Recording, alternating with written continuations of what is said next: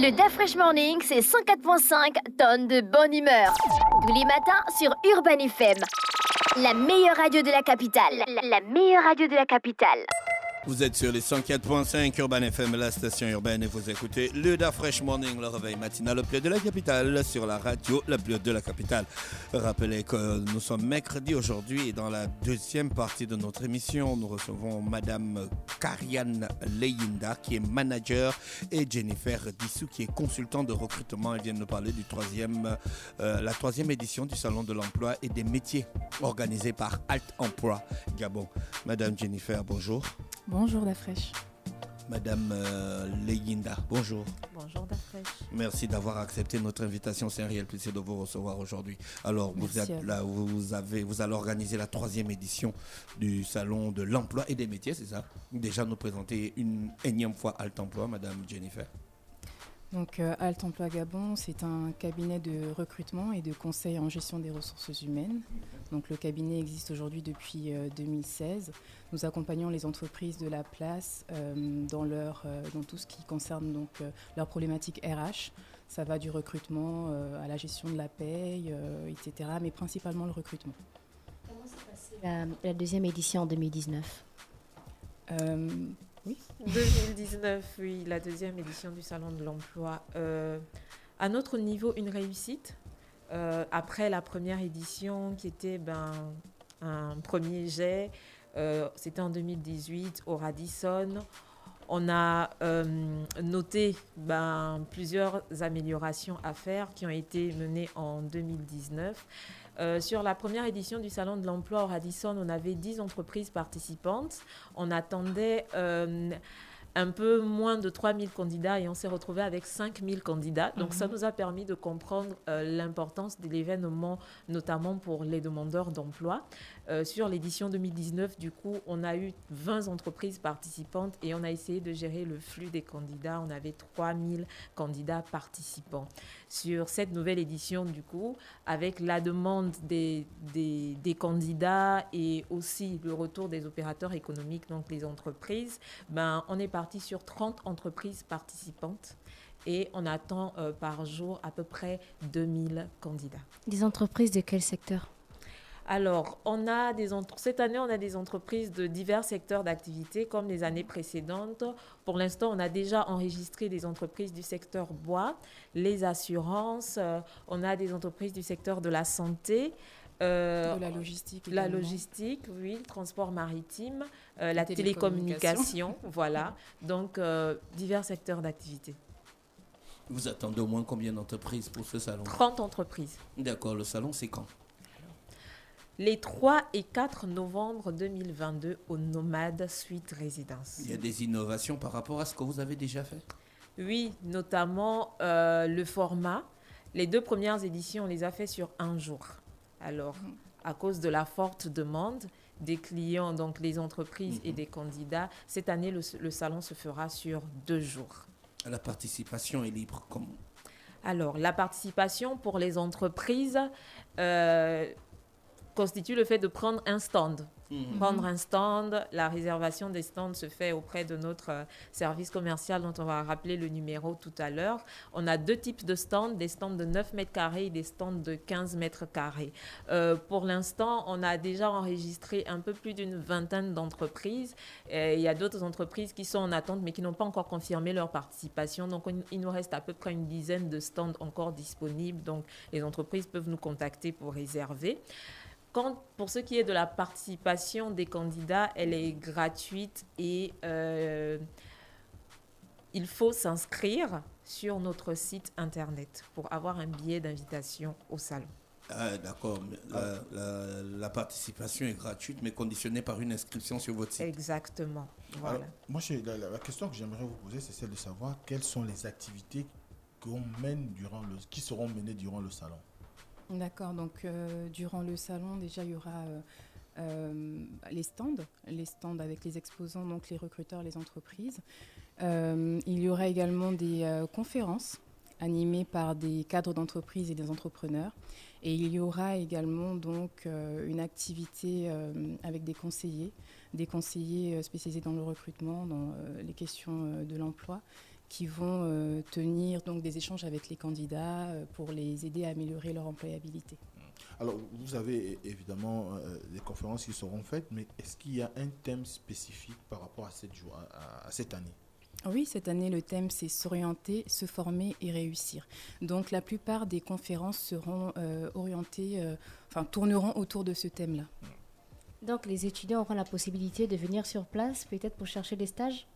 Absolument. Donc, s'orienter, se former, réussir, ça parle... Donc, quand on s'oriente, on se forme et on réussit. Oui. Qu'est-ce qui vous fait? La réussite passe en premier lieu par l'orientation.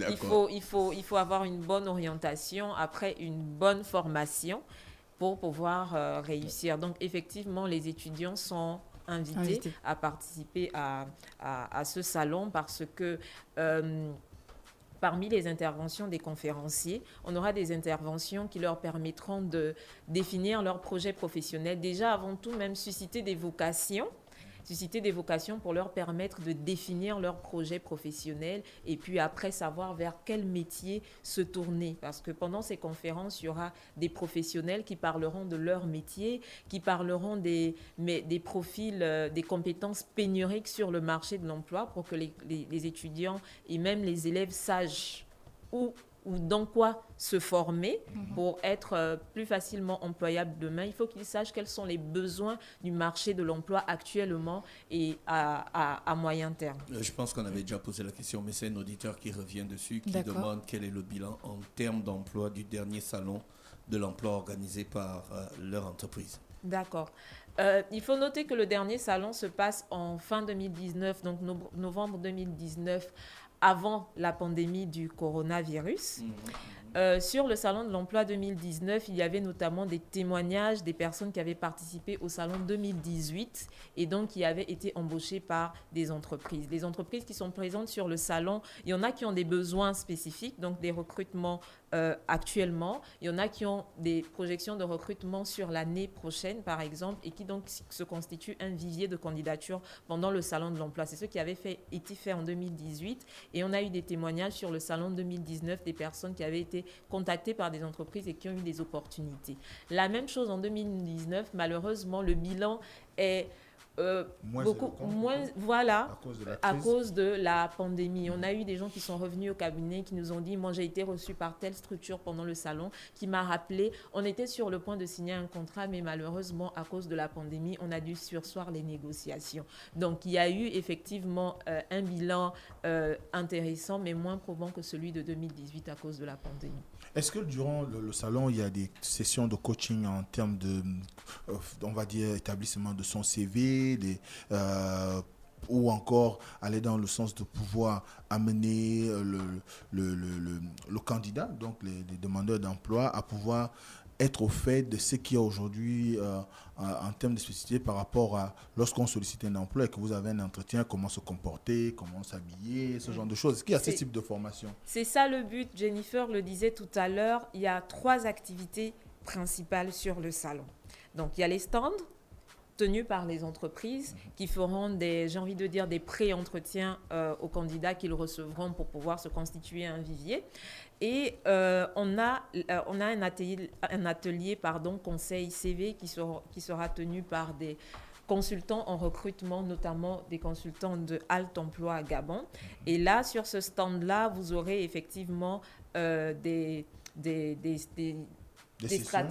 stratégies, d'accord. On va discuter avec les candidats pour améliorer donc leur stratégie de recherche d'emploi. Et ça passe par l'amélioration de leurs outils de candidature, donc les conseiller sur la rédaction de leur CV, de leur lettre de motivation, les conseiller sur l'entretien d'embauche, comment se comporter avant, pendant et après, qu'est-ce qu'il faut faire.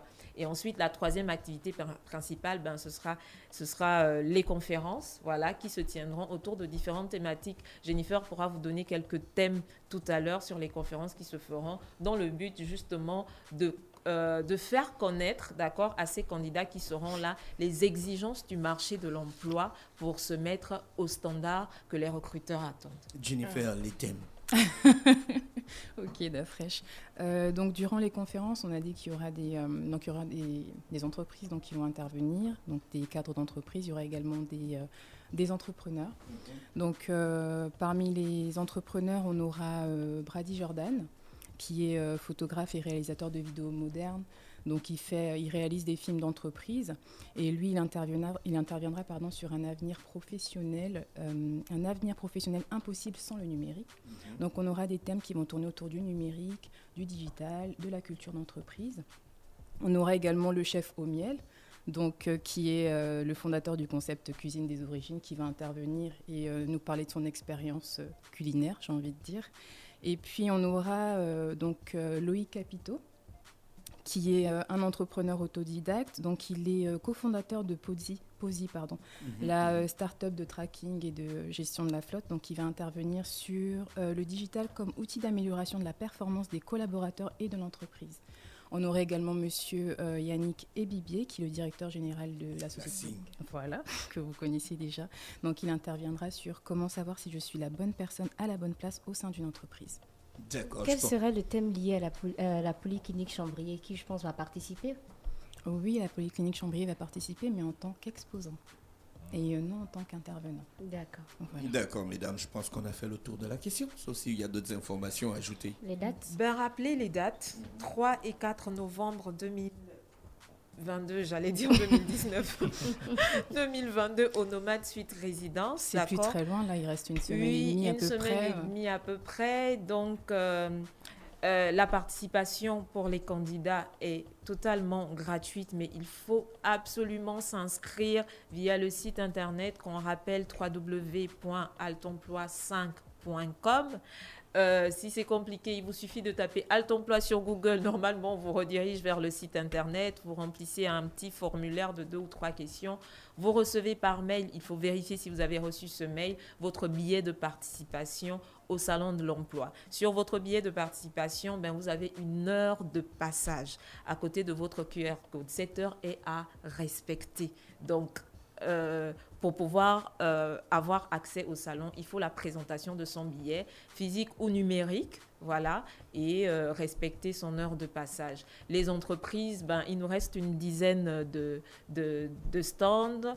Notre service commercial est à leur disposition pour toutes les informations nécessaires. Qu'est-ce que nous pouvons encore rappeler aux candidats? La préparation, voilà, c'est important pour les candidats. Il faut se préparer comme pour un entretien d'embauche, se renseigner. C'est quoi un salon de l'emploi? Qu'est-ce qui va s'y passer?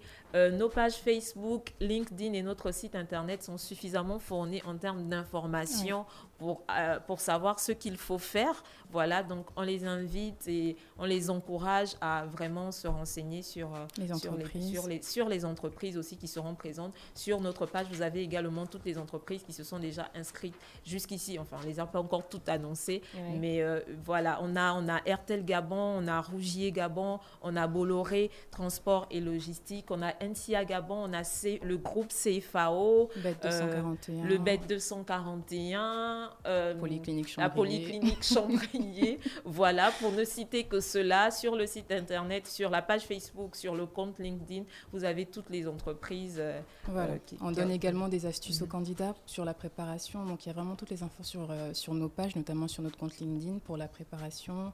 Venir avec plusieurs exemplaires de son CV, se préparer comme pour un entretien d'embauche. Donc, je prépare mon discours, ma présentation, vraiment avoir une attitude professionnelle. Donc, devant chaque recruteur, il y aura un temps bien déterminé pour se présenter?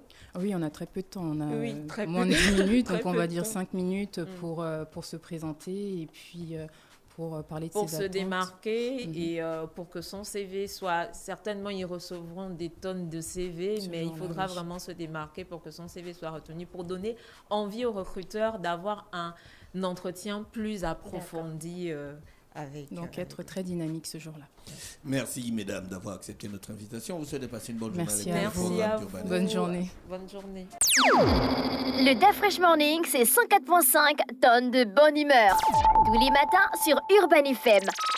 La meilleure radio de la capitale. La meilleure radio de la capitale.